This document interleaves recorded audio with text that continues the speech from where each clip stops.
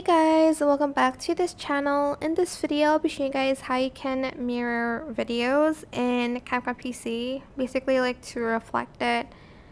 I'm just going to select a video. Let's select this one, and I want to mirror it. So here, this is the before.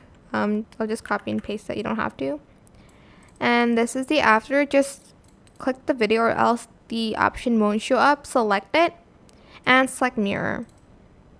And this is the after. This is the before. As you can see, it's now mirrored.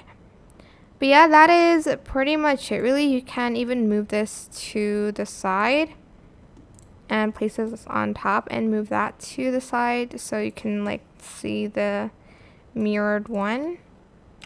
I hope this tutorial was helpful for you guys. Don't forget to like, comment, share, and also subscribe to this channel if you haven't done that already. If you have any more questions about this video, just leave it in the comment section down below and I'll try my best to answer them all for you guys. And if you found this video helpful, please click the thanks button as well. That is it for this video. Thank you so much for watching. Bye!